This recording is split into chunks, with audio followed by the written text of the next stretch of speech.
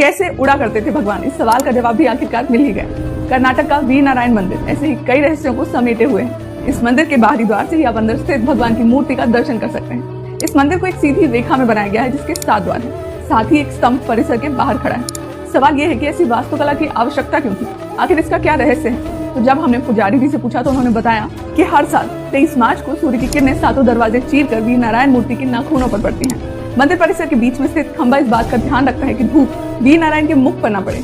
मूर्ति अपने में ही एक रहस्य है जिसके हाथ शेर के पंजे के जैसे हैं। पुजारी जी बताते हैं कि नाखूनों पर जब 23 मार्च को धूप पड़ती है तो इनमें से कई प्रकार के रंग निकलते हैं। मंदिर को 108 चमकदार खंभों पर रोका गया है जो किसी शीशे की तरह है, जिनमें आप अपना चेहरा भी देख सकते हैं। 108 सनातन सभ्यता का चमत्कारी अंक है, मगर जो चीज चौंकाने वाली है वो है यहाँ मौजूद नक्काशी। भगवान विष्णु की एक नक्काशी को जब डिकोड किया गया तो देखा गया कि उन्होंने कई तरह के मॉडर्न गैजेट्स पकड़े हुए हैं। साथ ही आप और गौर से देखने की कोशिश करेंगे तो आपको उनके पैरों के पास उड़ने वाले 2 गियर भी दिख जाएंगे, जिसे शुरुआत में फूल समझा जा रहा था, मगर फूलों को जमीन में 90 डिग्री एंगल पर कौन रखेगा। चलो रख भी दिया तो आखिर आधा जमीन के अंदर कौन दफन करेगा। इस गैजेट के बारे में जानने के लिए जब और नक्काशी को देखा गया तो उसमें मौजूद थी गरुण जी की नक्काशी। भगवान गरुण जी उड़कर कहीं भी पहुंच जाती थे, ऐसा जिक्र पुराणों में मिलता है। इस नक्काशी में भी आप गरुण जी को एक पैराशूट टाइप सूट पहने हुए देखेंगे। साथ ही वो फूलनुमा आकृति आपको उनके बगल में दिखाई दे जाएगी, जिसे देखकर आपका डाउट क्लियर हो जाएगा कि असल में ये फूल नहीं था, बल्कि ये एक मशीन है।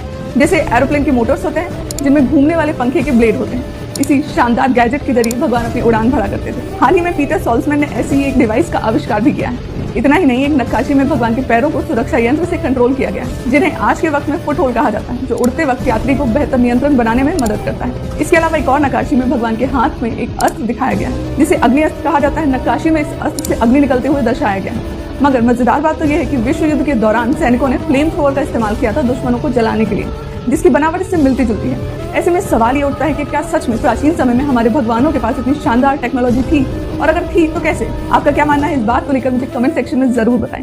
साथ ही वीडियो को लाइक और मुझे फॉलो करना ना भूलें ऐसी ही मजेदार जानकारी के लिए।